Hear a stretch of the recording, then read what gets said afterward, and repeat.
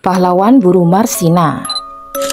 Pada tanggal 10 November 2025, ada 10 tokoh diberi gelar pahlawan. Ada mantan Presiden Soeharto, Gus Dur, dan beberapa nama terkenal lainnya. Namun ada satu nama yang membuat orang bertanya-tanya, sebenarnya siapakah dia? Dan nama wanita ini adalah Marsina, sang pahlawan buruh. Marsina adalah seorang buruh perempuan yang kini diangkat sebagai pahlawan nasional Indonesia atas perjuangannya menegakkan hak buruh dan keadilan sosial. Marsina lahir pada tanggal 10 April 1969 di Ngelundong, Nganjuk, Jawa Timur, yang merupakan anak kedua dari 3 bersaudara yang semuanya perempuan. Sejak kecil Marsina sudah terbiasa bekerja keras. Sepulang sekolah, ia selalu membantu neneknya menjual gabah dan jagung. Para guru dan teman-temannya di sekolah tempat Marsina belajar menceritakan ia adalah seorang anak perempuan yang pintar, suka membaca dan kritis. Marsina sempat bercita-cita berkuliah di Fakultas Hukum, namun karena kendala biaya, mimpi Marsina melanjutkan pendidikan pun sirna. Ia kemudian mulai bekerja di PT Catur Putra Surya atau CPS pada tahun 1990,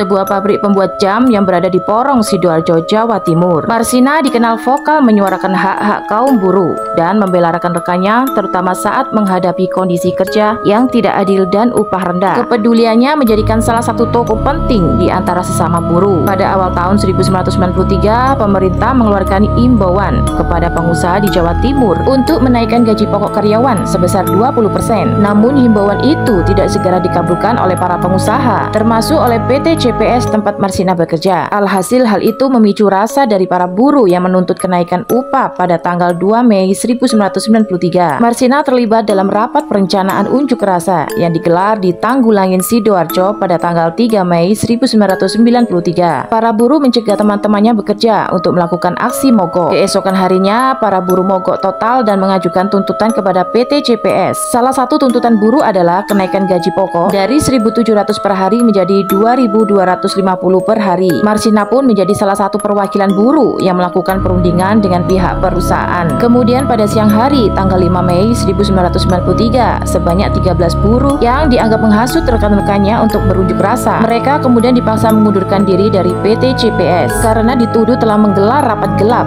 dan mencegah karyawan lain untuk bekerja. Dan saat itu juga Marsina menghilang secara misterius. Teman-teman sesama buruh sangat khawatir. Sebenarnya bagaimana keadaan Marsina dan di manakah dia berada sekarang? Hingga kabar mengejutkan pun terdengar pada tanggal 8 Mei 1993. Marsina ditemukan di sebuah gubuk daerah Wilangan, Nganjuk, namun dengan keadaan tak bernyawa, dengan kondisi yang sangat mengenaskan. Berdasarkan hasil otopsi, Marsina diketahui telah meninggal dunia 1 hari sebelum jenazahnya diketemukan, yakni pada tanggal 8 Mei 1993. Adapun penyebab kematian Marsina adalah penganiayaan berat. Selain itu, Marsina juga diketahui telah diperkaos. Kasus pembunuhan Marsina mendapat reaksi keras dari masyarakat dan para aktivis HAM. Selama proses penyelidikan, tim terpadu telah menangkap serta memeriksa 10 orang yang diduga terlibat dalam pembunuhan Marsina, termasuk Yudi Susanto, yaitu pemilik pabrik PT CPS. Yudi Susanto kemudian dijatuhi hukuman 17 tahun penjara. Sementara itu, beberapa staf PT CPS dijatuhi hukuman sekitar 4